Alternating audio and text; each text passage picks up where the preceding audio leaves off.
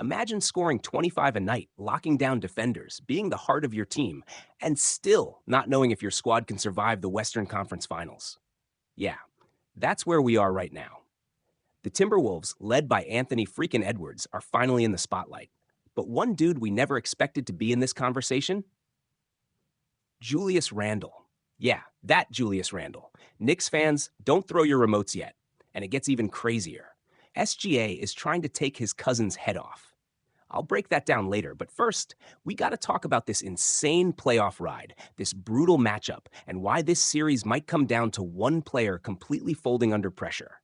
Stick around, this is just getting good. All right, let's set the stage. The Western Conference Finals are officially here. Timberwolves versus Thunder. One squad's built like a fortress. The other, a wrecking crew led by a silent killer named Shai Gilgeous-Alexander. And on the Wolves side, Ant-Man is unleashed. He's blowing past defenders, staring dudes down like he's channeling vintage MJ, and every time he dunks, I swear a soul leaves someone's body. But here's the thing. Ant can't do this alone. And that is where this whole thing gets complicated. Let's talk about the Wolves first. Anthony Edwards has been a straight-up monster this postseason. Dude's hitting shots with two hands in his face, defending like his mom's watching, and bringing that give me the ball and get out the way energy we haven't seen in Minnesota since, well, never. He's averaging 25 plus in the playoffs, but here's the problem. Every damn team now is sending 2 or 3 bodies at him. They're blitzing him, trapping him, forcing the ball out of his hands. That's respect, but it's also a warning sign. Because if the Wolves don't have someone else step up and consistently punish that defense, they're done. Over. Toasted. Enter Julius Randle. Now I know what you're thinking. Wait, Randle with the T-Wolves?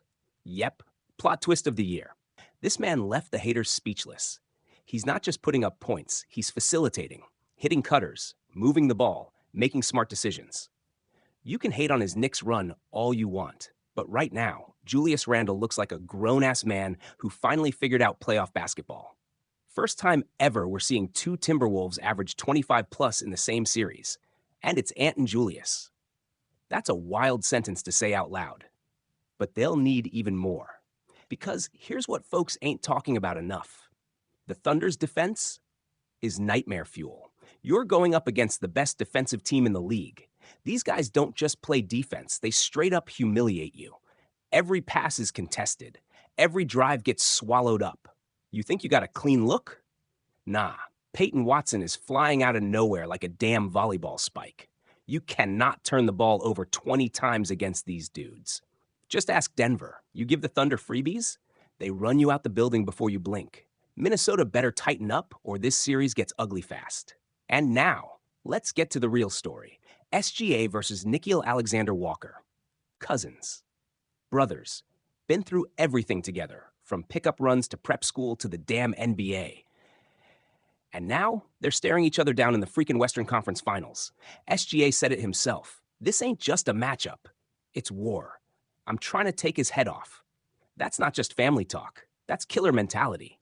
And here's where the emotion really kicks in, because you can feel it. They love each other off the court.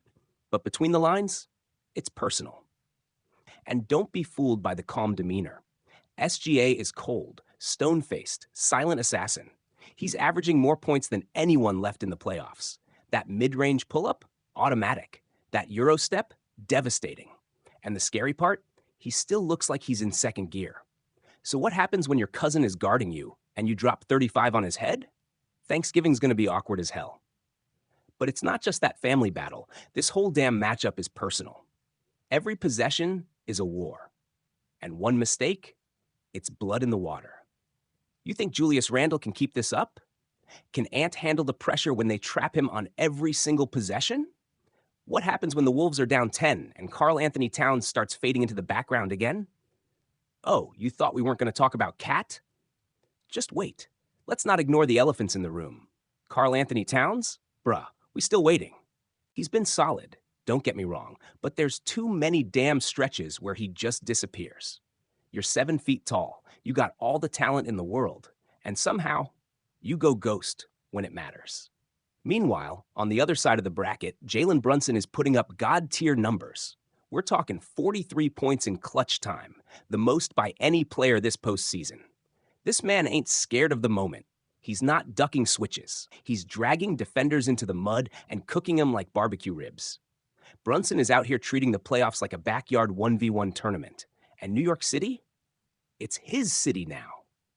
Same thing with Donovan Mitchell.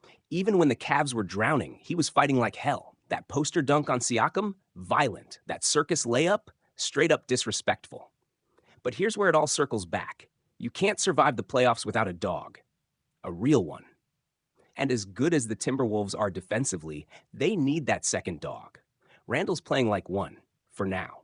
But is he built for 7 games of hell? That's what we're about to find out. This isn't just a playoff series. This is a freaking crucible. Ant versus SGA. Cousins going at each other's throats. Julius Randle trying to silence the haters. KK battling his own damn reputation. Brunson taking over NYC. Mitchell reminding folks who he is. This is legacy time. And I'll say this loud and clear. If the Timberwolves don't clean up their mistakes, this won't be a series. It'll be a public execution. So buckle up.